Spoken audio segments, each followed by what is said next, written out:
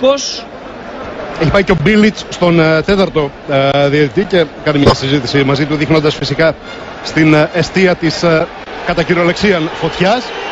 Υπάρχει και κάποιος που έχει χάσει τις αισθήσεις του πίσω από τον ελληνικό πάγκο. Εδώ εμείς βλέπουμε τους Κροάτες στην εξέδρα. Και αρχίζουν και εκτοξεύονται και καθίσματα. Κόσμος μεταξύ. Και φωτοβολίδες ο ένας τον άλλον. Ναι. Μάλιστα. Κάποιος φίλαθλος έχει χάσει τις αισθήσεις του εδώ πέρα. Εντάξει, οι Κροάτες πάνε καθίσματα και τα πετάνε προς τους δικούς μας, αργά ή γρήγορα. Εδώ έχουμε... Χριστό, οι δικοί μας μπήκανε μέσα. Μπήκανε 100 κουκουλοφόροι. Είναι οι δικοί μας ξεκίνησαν την επίθεση. Κάποιοι μπήκαν στη θύρα πίσω από τον ελληνικό πάγκο. Μάλιστα. Εδώ πλέον παρακολουθούμε πόλεμο, δεν παρακολουθούμε αυτό για το οποίο ήρθαμε απόψε. Βασίλη Παπαδόπουλε, ναι. Και ο Μπίλιτς ζητάει από τους ποδοσφαιριστές της ομάδας του να αποχωρήσουν. Ήδη μερικοί τους βλέπω έχουν περάσει μέσα στην πισούνα.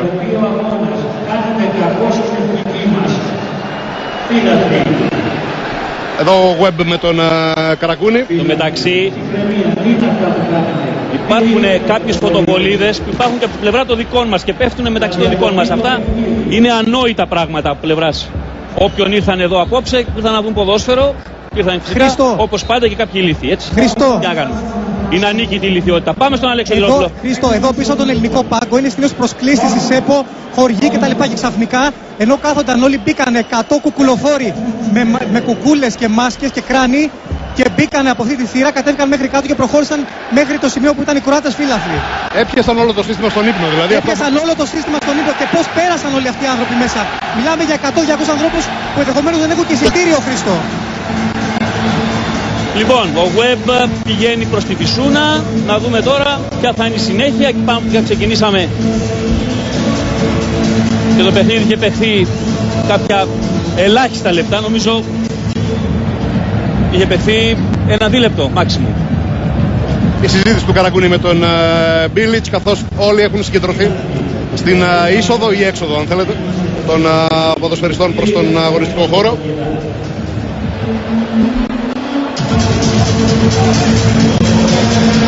Δεν υπάρχει κάποια κίνηση αυτή τη στιγμή στο να αποσυρθούν οι ομάδες στα αποδυτήρια. Προφανώς ο Webb δίνει λίγο χρόνο να ηρεμήσει η κατάσταση, να αποφορτιστεί το κλίμα, ώστε να μπορεί να παιχθεί. Το πόσο μπορεί. Βέβαια ήδη μπορούμε πάλι να δούμε ένα πλάνο, αν γίνεται παρακαλώ να παρακολουθούν λίγο οι κάμερες, το τι γίνεται και στην εξέδρα. Υπάρχει ήδη εκένωση του σημείου που ήταν το μεγάλο κομμάτι των Κροατών. Υπάρχουν μάτι εκεί τώρα και υπάρχει ένα κενό και έτσι έχουν μεταφέρει μόνο από τη μία πλευρά. Υπάρχει λοιπόν μια, ας το πούμε, νεκρή ζώνη. Το βλέπετε τώρα.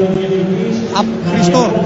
Πάμε λίγο στον Αλέξη Τυρόπουλο. Από την πλευρά που είναι από κάτω σας, ακριβώς δηλαδή από όπως είστε από πάνω και βλέπετε τα επίσημα δεξιά, ο κόσμος, οι οποίοι είναι φίλαθλοι με οικογένειες, με τα παιδιά τους, ήταν μέχρι το σημείο που είναι οι Κροάτες, δεν υπήρχε κανένα πρόβλημα. Η κενή ζώνη υπήρχε από την άλλη πλευρά προς το πέταλο.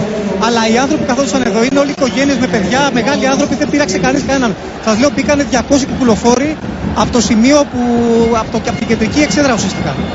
Πάντως οι Κροάτες νωρίτερα, και υπάρχουν πολλές πληροφορίες γι' αυτό, πέρασαν και έσπασαν τα πάντα ό,τι βρήκαν μπροστά τους στο Πασαλιμάνι. Ήταν αυτοί χωρίς το εισιτήριο, Χριστό. Ήταν αυτοί που ήταν χωρίς εισιτήριο. Εδώ βλέπουμε νωρίτερα την φωτοβολίδα να πέφτει μέσα στον κόσμο. Αυτοί ήταν οι Κροάτες που έπεσε τη φωτοβολίδα μέσα τους, έτσι.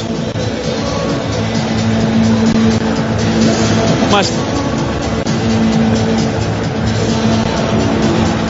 Πάρα πολύ ωραία πράγματα.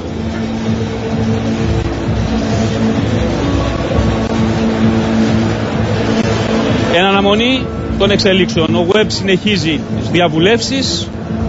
Οι ποδοσφαιριστές πάντως ακόμα είναι εκεί πιο δίπλα από τη φυσούνα. Τους βλέπετε. Δεν υπάρχει κάποιος που να έχει φύγει και να έχει πάει προς αποδυτήρια.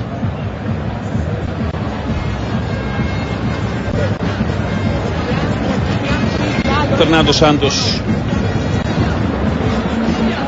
Πάμε λίγο και πάλι στον Αλέξο Τυρόπουλο. Ο Χάουρντ Webb μίλησε λίγο με εκεί με τον Τάκη Φίσα. Είπε συνεχίστε το παιχνίδι τώρα.